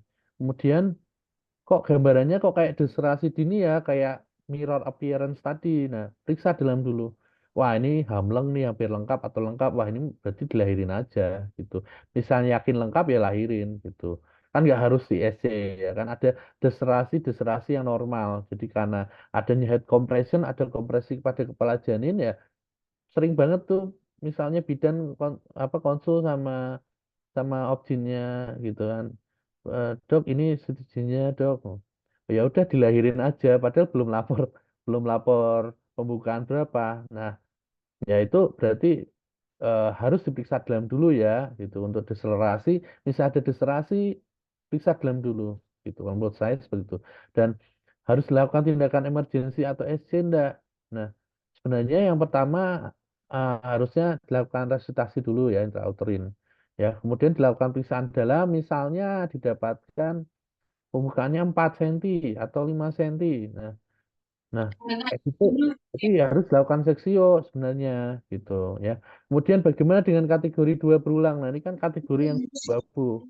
Berarti kita atau suspicious ya. Jadi kita harus lakukan resusitasi dulu yaitu miring kiri, oksigen. Terus habis itu ibunya mungkin suruh makan juga, kemudian juga kasih tetesan cairan cepat. Nanti dievaluasi lagi setelah kurang lebih 30 menit sampai 1 jam. Apakah nanti jadi kategori 1? Nah, jadi nggak semuanya mutlak harus di SD emergency karena kardiotografi ini hanya sebagai penunjang ya. Jadi kadang kita juga perlu yang namanya anamnesis, kita anamnesis pada pasien infarto kan juga penting ya. Mules ibu keluar cairan apakah ada keluar cairan perlu ditanyakan. Kemudian juga jenengan juga harus ngitung hisnya juga secara secara apa namanya? Secara periksaan fisik juga ya. Kemudian setelah itu baru dilakukan kardiotografi ini. Nah, kalau misalnya kok udah dilakukan kok kategorinya masih 2 berulang ya harus SC gitu. Misalnya dia didapatkan 140 nih kali per menit ternyata variabilitasnya kurang dari 5. Nah, udah diresusitasi lagi, udah diulangi lagi kok masih tetap segitu ya di SC. Seperti itu. Kalau kategori 2 ya. Jadi adakah batasan berapa deserasi harus melakukan tindakan emergensi SC? Periksa dulu, periksa dalam dulu ya. Bagaimana dengan kategori 2 berulang? Apakah ada indikasi mutlak untuk SC emergensi? Ini harus dilakukan resusitasi terlebih dahulu. Apabila kok masih berulang, berarti harus dilakukan seksio. Itu ya bidan putu nggih. Ya Bu ya. Baik, terima kasih Dokter Baik Yoga. dok, terima kasih dokter. Ya, Bisa sami-sami. diterima ya Bu? Bisa ibu, bisa dokter, sudah sangat jelas. Terima kasih. Ya. Satu termin, udah 3 penanya. Kita lanjut ke termin selanjutnya. Ini ada pertanyaan dari Bidan Setio Wuryani. Dokter, izin bertanya, jika pasien di ruang bersalin dilakukan OCT, idealnya dalam durasi berapa lama untuk merekam CTG dan kertas print untuk dilaporkan? Selama ini kita kurang mendengarkan misalnya suara bradikardi langsung kita resus dan lapor objin. Karena bisa jadi deselerasi yang terjadi karena penurunan kepala janin. Terima kasih. Jadi pasien di ruang bersalin dilakukan OCT ya, idealnya durasi berapa lama. Nah, ini berarti oxytocin challenge test ya. Jadi pasien yang belum ada pembukaan, kemudian dicoba nih pakai oxytocin challenge test, ada deselerasi enggak, seperti itu ya. Sebenarnya pada OCT ini itu biasanya dilakukan misalnya pada beberapa kasus maternal high risk ya, khususnya preeklamsia misalnya. Nah, kita harus lakukan dosisnya tergantung. Kalau dosis itu tergantung berapa TPM-nya. Jelas 5 international unit itu oksitosinnya ya. Cuman untuk durasi TPM itu tergantung dari dokter kandungannya ya. Karena beberapa protap untuk sentra pendidikan itu berbeda-beda, Bu. Ya, intinya dilakukan adanya tetesan oksitosin. Nah, setelah diberikan itu, ternyata adanya insufisiensi plasenta, yaitu adanya deselerasi, adanya bradikardi, seperti itu. Apabila terjadi adanya deselerasi, ya biasanya deselerasi lambat berulang misal, ya biasanya itu harus harus ini harus segera diresusitasi. Berarti dia tidak bisa atau tidak ada tempat untuk dilakukan tindakan induksi atau dilakukan pervaginam gitu. Jadi saran ya dilakukan seksio gitu. Karena ini ada pertanyaan juga, jadi langsung kita resus ya jawabannya. Karena bisa jadi dehidrasi yang terjadi karena penurunan kepala janin. Kalau penurunan kepala janin itu terjadi pada dehidrasi dini, Bu Bidan Setio. Jadi kalau sudah ada pembukaan besar, nah jadi nggak ada hubungannya ya karena OCT dengan adanya penurunan kepala janin. Kalau OCT biasanya dia ada ya beberapa ini dites dulu nih oxytocin challenge test. Jangan-jangan kita mau induksi dia udah jadi ada insufinsi plasenta, ada disertasi. Nah, seperti itu ya, gitu. Jadi kalau misalnya di OCT kok ternyata ada bradikardie ya langsung difotokan, dilaporkan ke dokter kandungannya dan apa namanya dilakukan resusitasi. Jadi ya kemungkinannya ya harus dioperasi, ya diterminasi dengan seksio sesaria gitu. Baik, terima kasih dokter. Selanjutnya dok, pertanyaan dari Bidan Cindy. Dokter izin bertanya, untuk pasien dengan pemberian dosis MGSO4 1 gram per jam pemeliharaan, bagaimana cara mensiasati untuk pemeriksaan CTG-nya? Nah Terima kasih. ini dia hati-hati banget. Kadang itu pada pasien-pasien misalnya pada pasien konservatif ya. Pasien konservatif yang dengan misal katakanlah diagnosisnya usia 32 minggu misalnya dengan adanya preeklamsia berat. Jadi kan nggak mungkin dilahirin. Jadi dia harus dilakukan maintenance dan dilakukan maintenance dose ya. Loading dan maintenance dose dengan 1 gram per jam dengan dosis pemeliharaan atau maintenance. Nah, terkadang ini juga harus dilakukan sebenarnya kalau misalnya di mana di RS misalnya di tipe A ya itu biasanya per shift itu dilakukan adanya CTG continuous selama 20 menit per shift ya gitu. Jadi kadang dilakukan FGSO4 itu pasti akan terjadi perubahan variabilitas. Jadi pertama mungkin bagus ya kardiografinya waktu admission test pasiennya datang. Nah, setelah diberikan MGSO4 1 gram yang loading ya tuh, kemudian ada MGSO4 1 gram per jam bisa sampai 24 jam ya. Itu nanti akan terjadi penurunan variabilitas walaupun fetal heart rate-nya itu normal. Nah, kayak gini seharusnya harus ada pemantauan ya paling enggak sewaktu shift dilakukan CTG, tapi kan tergantung ya bagaimana rumah sakitnya sendiri sama dokter kandungannya juga ya, karena mungkin misalnya per shift dilakukan beta heart rate monitoring dengan kardiografi, eh, gimana klaim BPJS-nya, mungkin apalagi yang swasta ya banyak pertimbangan. Cuman kalau misalnya kok kok ternyata kok apa ada kendala seperti itu, bisa misalnya kita lakukan CTG continuous tapi nggak usah di print. Jadi ya udah dinyalain aja, dibunyiin aja. Saat itu kan ada layar monitor yang nyun sewu ini ya, maaf, layar monitor. Nah, ini kita bisa manfaatin. Jadi ngelihatnya bukan di sini tapi di sini ya. Kalau misalnya variabilitasnya kok ternyata kok nggak flat flat gitu, nggak ada akselerasi, kok variabilitasnya kurang dari 5. Nah, itu harus segera dilaporkan gitu. Karena memang sering banget terjadi kalau misalnya pasien-pasien dengan ante antepartum dikasih MGSO4, nah terus ternyata variabilitasnya kurang. Jadi kan kalau misalnya kardiotografi ini kan gawat janin nggak hanya dinilai dari oh DJJ-nya di atas nih, baseline-nya di atas 160 atau di bawah 110 kan. Gak hanya itu, tapi kita lihat variabilitasnya juga masalahnya. Ya. Itu ya, pusing ya. Jadi perlu mungkin eh, dilakukan shift, mungkin dilakukan ini apa monitoring CTG ya, atau per shift mungkin di print buat bukti misalnya ya seperti di RS tipe A gitu, tipe pendidikan misalnya. Terima kasih. Terima kasih dokter. Dokter mohon maaf izin bertanya lagi. Untuk saat pemeriksaan CTG, apakah MGSO4-nya itu tetap kita jalankan atau kita jeda untuk biar tidak menimbulkan bias atau pripun ya dokter? Matur nuwun. Ya, jadi kalau saya sendiri, Bu, kalau misalnya terjadi adanya variabilitas yang kurang karena adanya pemberian ekmeso 4, ya, pertama saya akan cek dulu MG-nya itu berapa. Jangan-jangan intoksikasi, MG-nya ternyata berlebihan, ya, ternyata lebih dari dosis pemeliharaan, misal.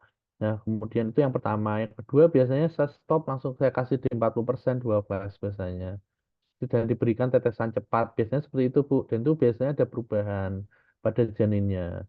Tapi tetap harus diberitahukan ke dokter dokter kandungannya ya, karena nantinya kalau misalnya variabilitasnya kurang, terjadi intoksikasi magnesium, wah itu nanti bisa bisa terjadi hal yang tidak diinginkan. Itu, Bu. Ya, Ya dokter, matur nuwun ya, penjelasannya. ya, Sampun sama-sama, jelas. Mbak ya. Baik, terima kasih Dokter Yoga. Ini kita akhirkan saja sesi tanya jawabnya. Kita lanjutkan ke sesi kedua, Dokter. Pemaparan materi kedua tentang interpretasi kardiotomografi. Silakan, Dokter.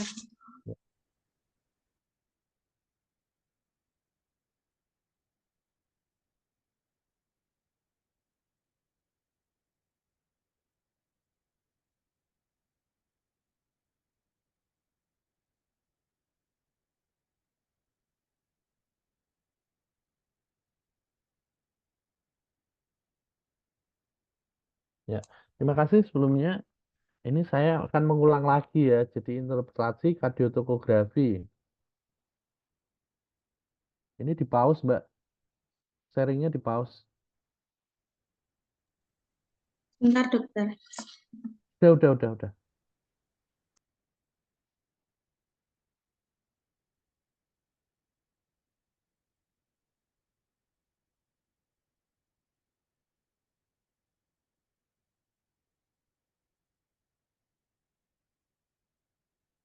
Apakah terlihat ya ini screen-nya?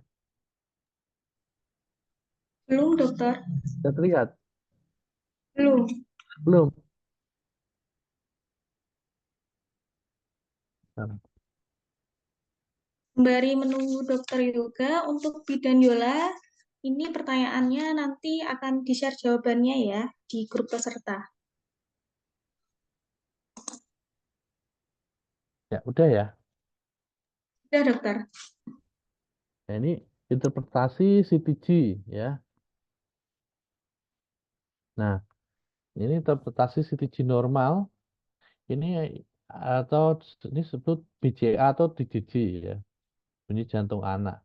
Jadi baseline BCA itu normalnya 110 sampai 160 bit per menit ya. Ini mungkin nanti diperhatikan, mungkin pas post testnya nanti keluar ya.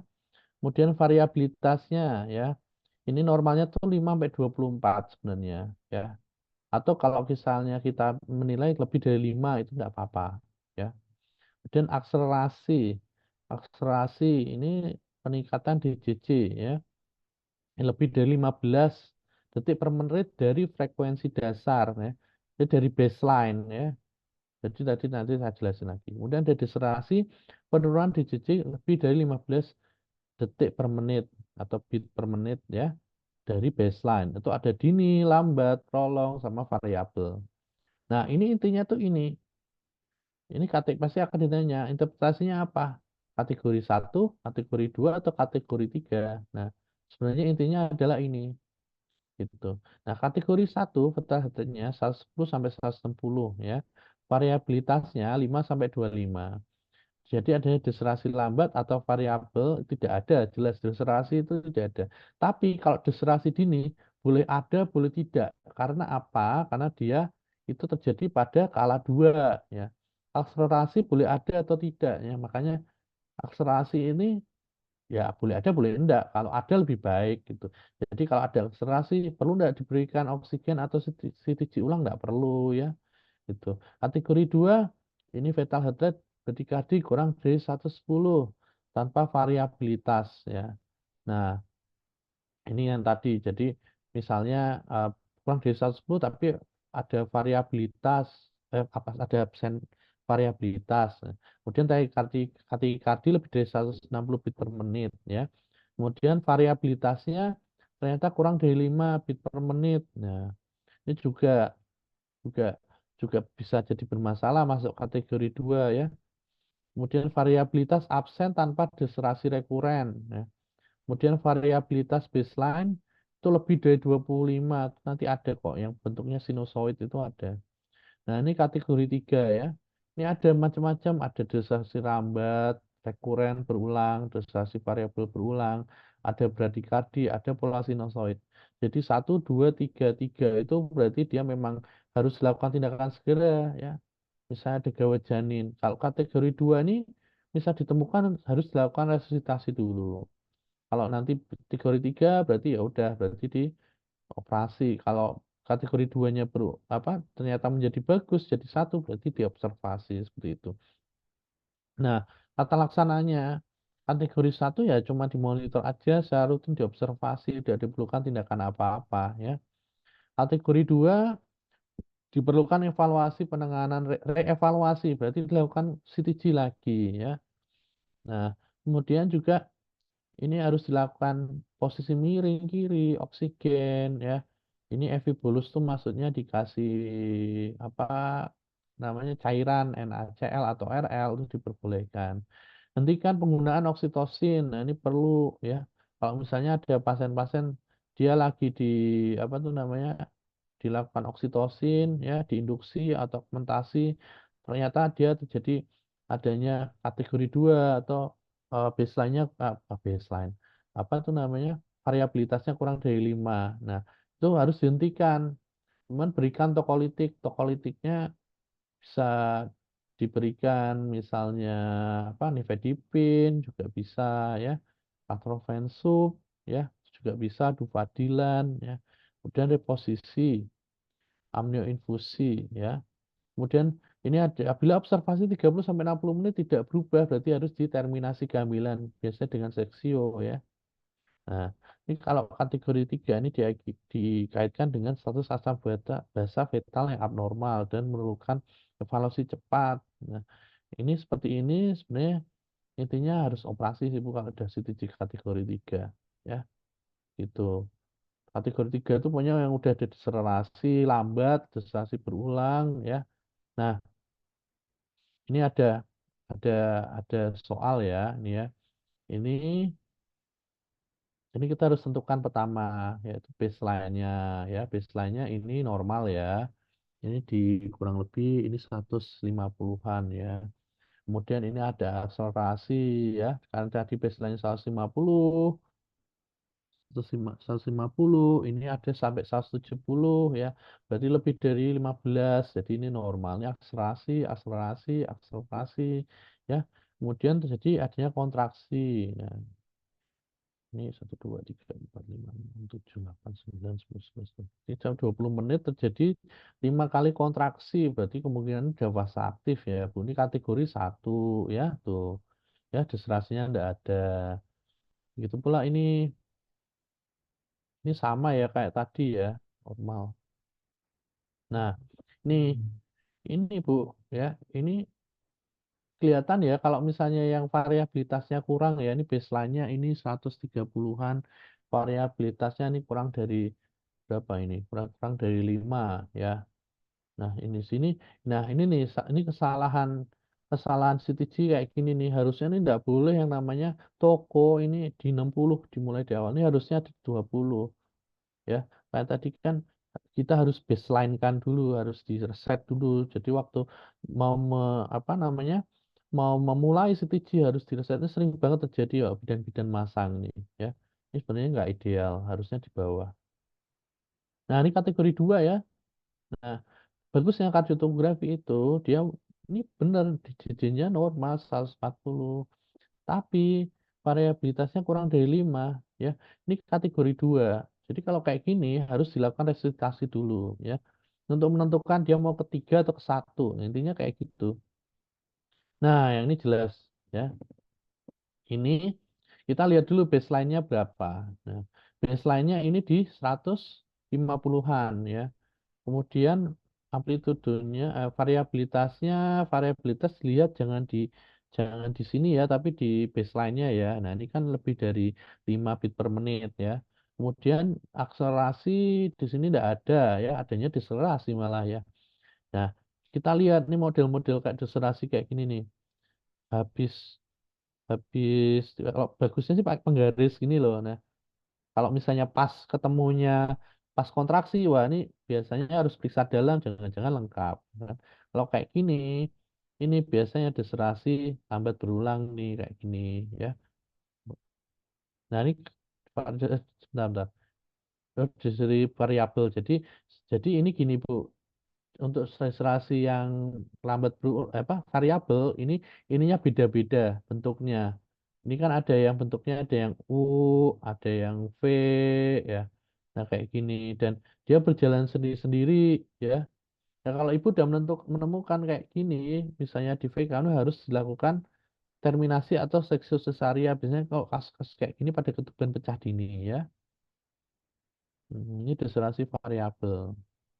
Ini normal ya, jelas ya. Kalau yang ini normal, ininya baseline 130, variabilitasnya lebih dari 5 ya. Ini adanya apa namanya? Kontraksi ya, di kategori 1. Nah, sekarang yang ini.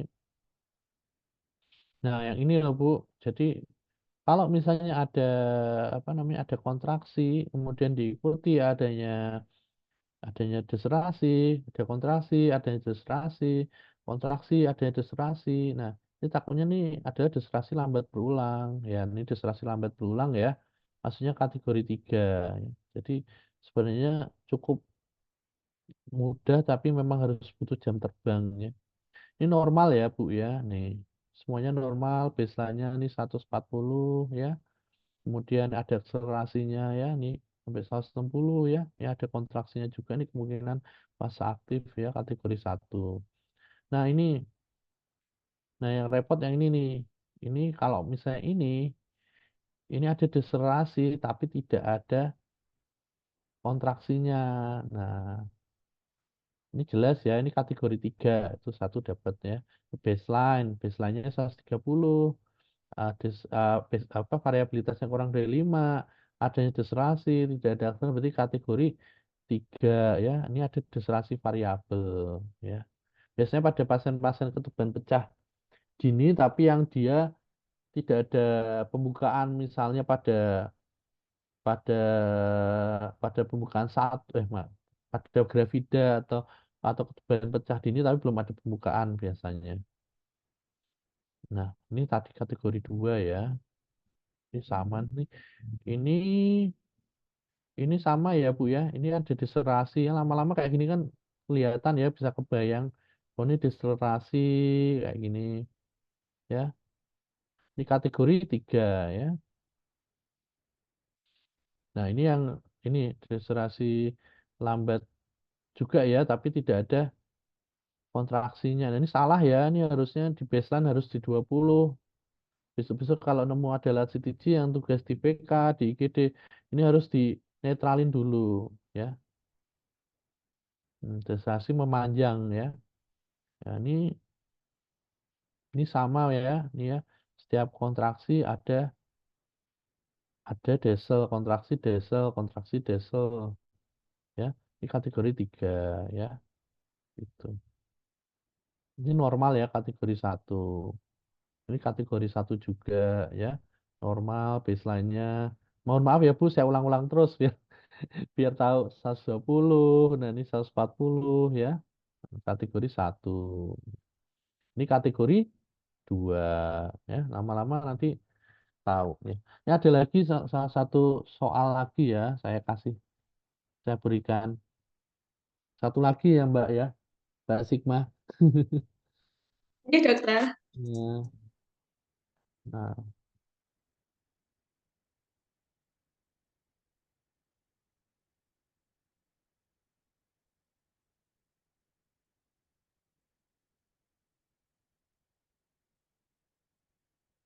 bentar Mbak.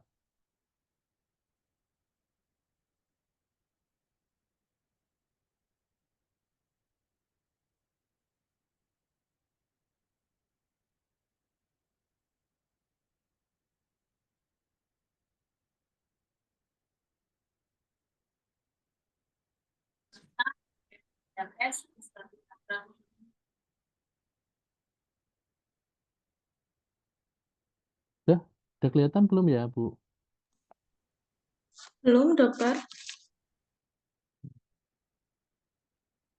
Bentar ya.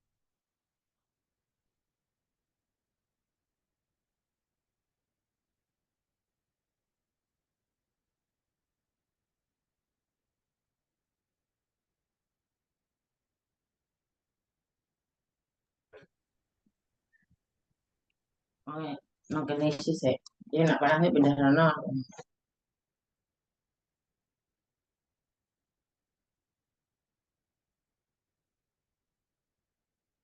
Hmm,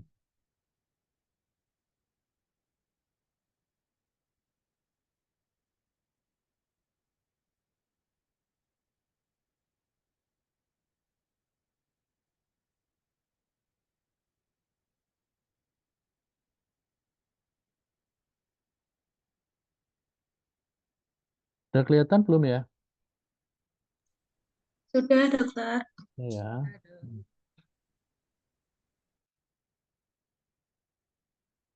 Nah, ini ada soal ya.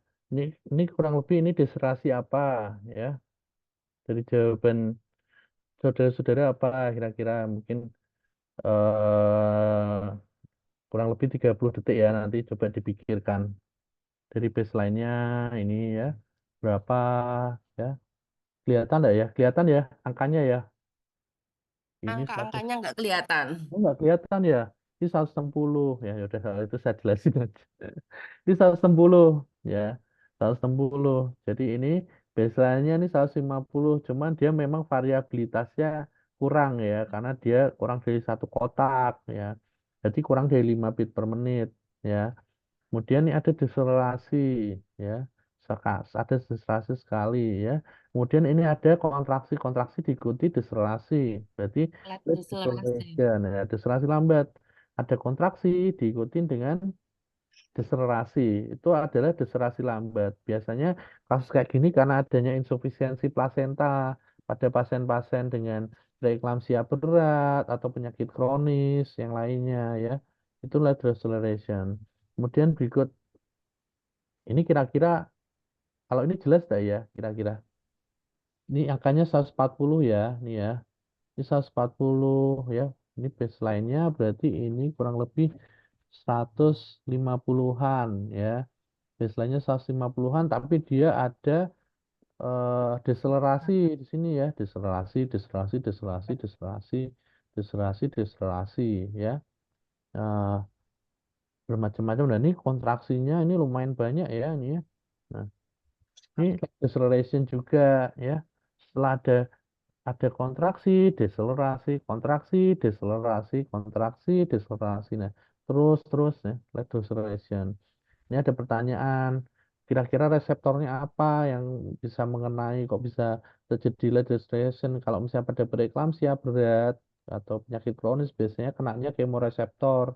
Kalau misalnya pada KPD atau yang tadi bentuknya yang nanti akan kita bahas variabel deceleration biasanya dia baru reseptor gitu. Nah, ini ada lagi apa? Kira-kira ini apa? Deselerasi apa? Ini baseline ini juga saya juga nggak jelas ya. Ini 160 nih baseline-nya, ini 170-an baseline-nya. Jelas nih kategori 3 ya. Ini khas banget ini. Ya.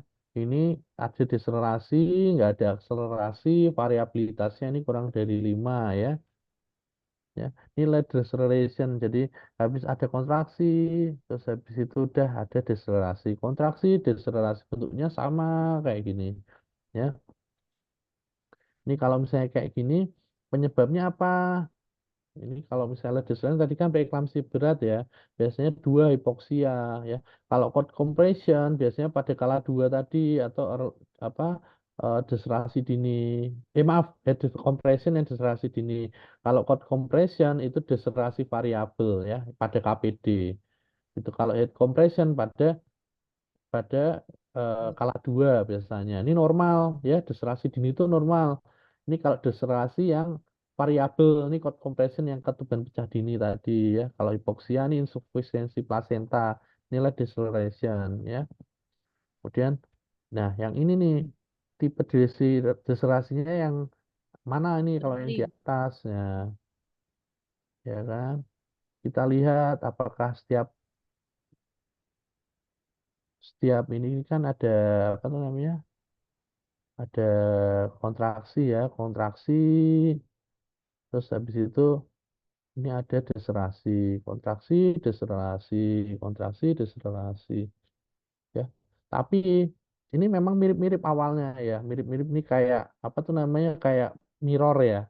Tapi yang di sini-sini kan tidak ada kontraksinya Mbak nih, ya. Jadi ini bukan deselerasi dini, tapi ini variabel deselerasi. Ini yang tadi biasanya penyebabnya KPD. Kalau kayak gini biasanya udah ada pembukaan misalnya 2 cm atau 3 cm kayak gitu ya. Biasanya penyebabnya tadi apa eh cord compression atau kompresi tali pusat ya. Nah ini kardiotografinya tipenya ini apa? LED. Ini LED ya. Iya, Nah, LED kalau yang deselerasi. control ini LED ya. Penyebabnya apa berarti? Hipoksia ya. Itu ya. Kemudian ini tipe dressingnya apa yang ini? Tuh,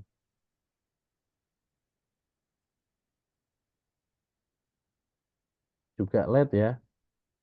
Nah ini coba kalau kita benar-benar cek benar-benar ya kontraksinya ini nggak bagus ya ininya ya. Kontraksinya gambarannya yang ini mungkin pemasangan tokonya. Nah ini makanya pemasangan toko tuh harus benar-benar benar-benar apa namanya terpasang benar. Pemasangan beltnya juga harus sabuknya harus benar. Kalau lepas-lepas ya kayak gini nih ya nggak terlalu jelas. Jadi kalau kayak gini tapi setidaknya kita bisa tahu Bu, oh ya ini deselerasi gitu. Dan nggak usah mikir early LED, nggak usah LED variabel, nggak usah mikir gitu. Tapi setidaknya sudah kebayang gitu loh. Oh iya ya, yang LED itu seperti yang variabel deselerasi itu kayak gini gitu. Yang deselerasi lambat tuh kayak gini. Nah ini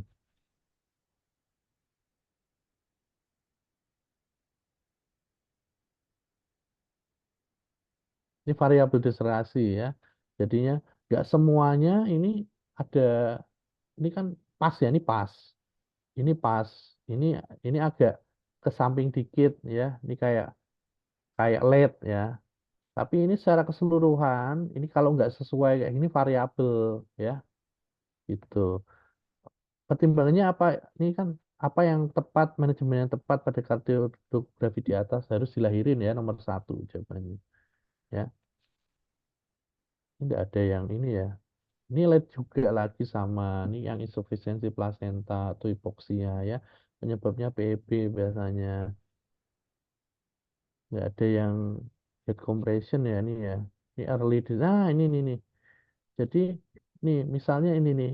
Ini jadi ini early deceleration ya. Jadi deselerasi waktu jadi kontraksi terus habis itu terjadi adanya waktu adanya deselerasi terjadi adanya kontraksi jadi bersamaan kayak gini. Jadi kalau misalnya mau tahu ini early deceleration ya harus diperiksa dalam, jangan-jangan lengkap. Kalau lengkap ya udah dilahirin gitu ya. Hmm. Mediasi deselerasi di atas yang apa? Reseptor apa yang tepat untuk respon deselerasi pada kardiografi di atas? Variabel ya. Ini variabel deselerasi. Jadi jawabannya kalau variabel adalah baru reseptor ya.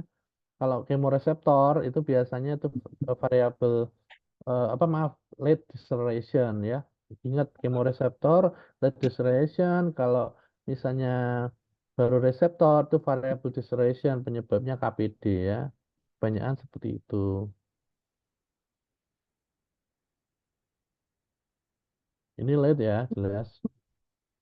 Late berarti ini kemoreseptor ya. Penyebabnya biasanya kayak PEB, insufisiensi plasenta ya. Nah, ini yang prolonged deceleration ini ya. Itu prolonged deceleration ini kayak gini biasanya itu APD ya, sama kayak variabel. Ini kayak gini, manajemen apa yang tepat? Misalnya kayak gini nih. Dilihat dulu dari baseline-nya. Baseline-nya berapa ini? Oh, 90 ya. Dan ternyata bradikardie ya. Harus diapakan ini? Kalau kayak gini, diobservasi atau bagaimana delivery ya? Gitu. Terima kasih. Mungkin ada yang mau ditanyakan? Terima kasih Dokter Hilda atas penjelasannya, luar biasa sekali. Selanjutnya adalah diskusi ya, kita tanya jawab. Saya akan buka untuk 3 penanya. Silakan pada Bapak Ibu yang ingin bertanya, silakan ketikkan pertanyaannya di room chat atau boleh raise hand. Ya, dokter, sembari menunggu Bapak Ibu bertanya nih, saya ingin sedikit diskusi dok. Sebenarnya Ya. itu dalam implementasi pemeriksaan kardiotokografi, apakah ada batasan tindakan tertentu dok antara profesional kesehatan seperti perawat, bidan, dan dokter spesialis? Itu ada batasannya apa gimana dok? Apa semuanya itu berhak melakukan? Oke.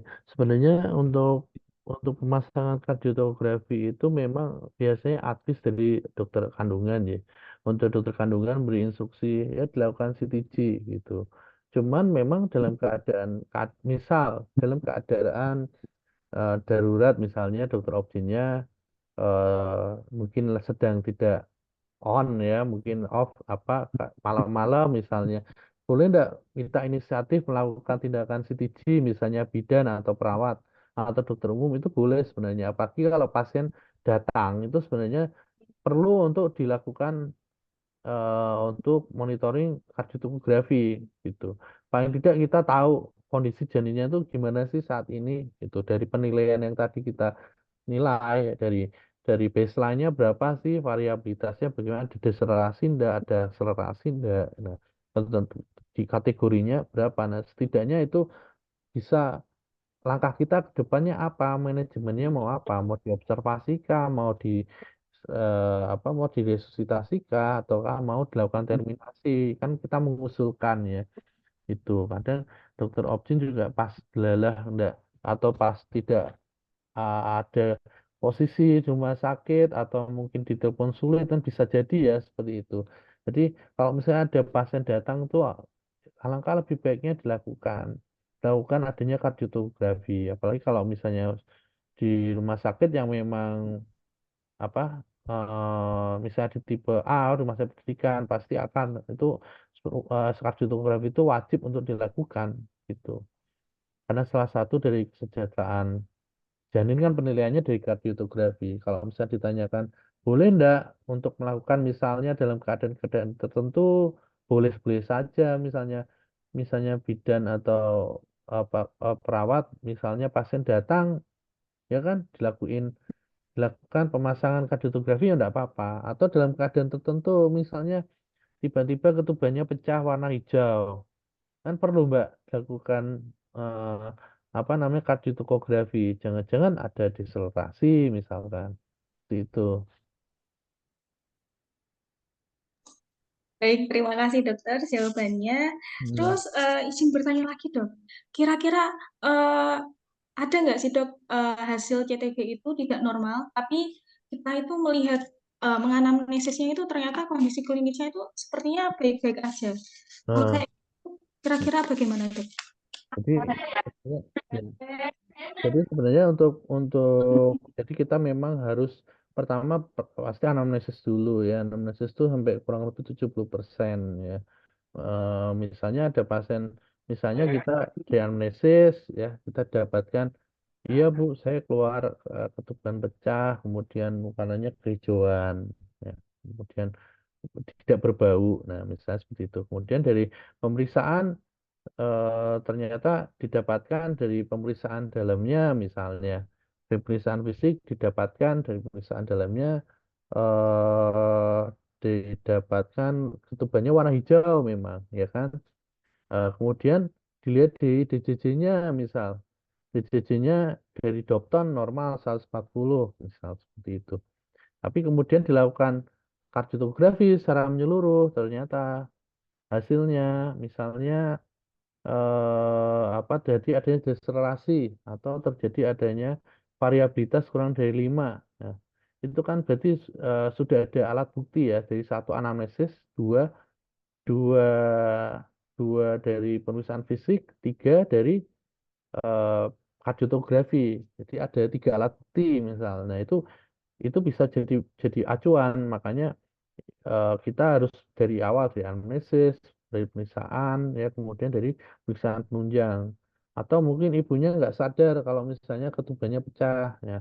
Kemudian waktu pemeriksaan datang, ternyata ketubannya pecah berwarna hijau sedikit, misal.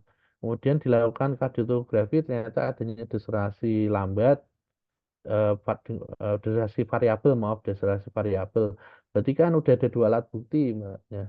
Berarti paling tidak bisa untuk dijadikan dasar buat diagnosis dan dilakukan tindakan. Jadi paling tidak ditemukan 2 minimal alat bukti sebenarnya untuk kita bisa menentukan diagnosis itu. Jadi bisa dari anamnesis, bisa dari pemeriksaan fisik, jadi bisa dari pemeriksaan kardiotografi atau penunjang seperti itu.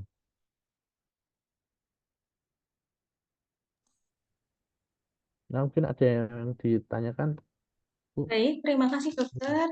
Ini ada yang bertanya dokter, terkait tindakan ke depan dari kasus abnormal CTG dokter. Apakah ada pemeriksaan tambahan karena BPJS tidak berpatokan pada CTG? Sepertinya tadi Hmm. udah dijawab ya dok tadi ya. Ya, itu tergantung dari ini, tergantung dari masing-masing BPJS-nya ya sebenarnya. Sebenarnya kalau misalnya saya di rumah sakit di Jepara tuh udah minta tuh CT-nya. Jadi mana dan gawat janin mana CT kardiotografinya gitu. Tapi memang ada yang mungkin apa namanya apa sih Pak yang yang untuk verifikasi BPJS ya. Itu kan masing-masing daerah mungkin beda-beda ya. Cuman ada loh yang meminta mana kardit mana ininya apa kertas CT-nya kardiotografi ada di Jepara tuh ada yang minta itu tuh jadi tapi nggak tahu nanti ke depannya bagaimana cuman setidaknya kardiotografi ini sebenarnya sebagai alat bukti yang jelas karena dia di print ya kalau cuman tapi kadang ada juga di beberapa rumah sakit di beberapa kota yang dia cuman menuliskan 160, 110, 140 misal seperti itu. Irregular. Nah, itu juga ada yang cukup menuliskan kayak gitu. Jadi tergantung dari teman memang untuk diagnosis kardiotografi ini ada kelebihannya dia bisa didokumentasikan sebagai alat bukti ya.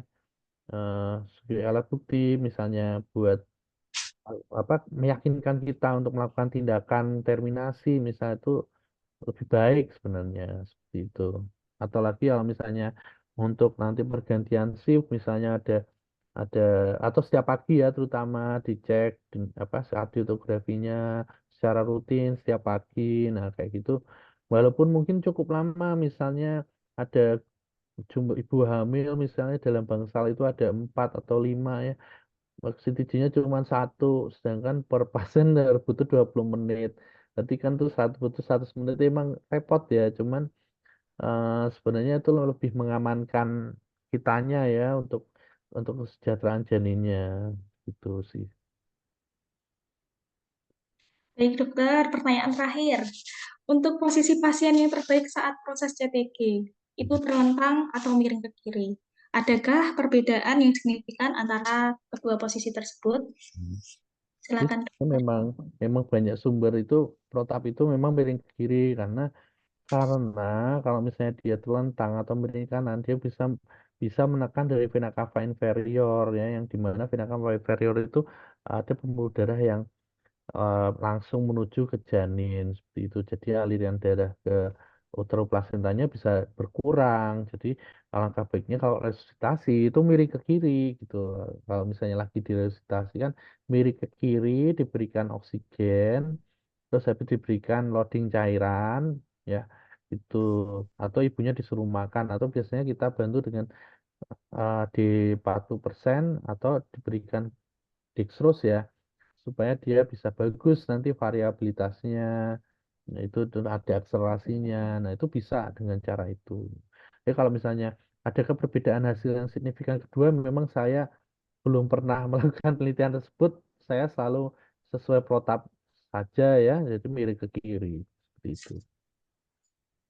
Kalau pro terbaik prosesnya proses stiji dengan terlentang atau miring ke kiri. Ini ini dua pertanyaan berbeda ya sebenarnya. Bentar. Kalau posisi pasien terbaik pada proses stitch sebenarnya senyaman pasien, ya senyaman pasiennya sendiri. Ibunya kok pingin terlentang ya terlentang. Kalau bisa terlentang karena kan biar tahu apa namanya fundusnya. Kalau misalnya nanti gerak-gerak miring kiri miring kanan nanti nanti untuk menilai apa namanya tokonya nanti atau kontraksinya nanti jelek nanti. Kalau saya mending terlentang ya. Itu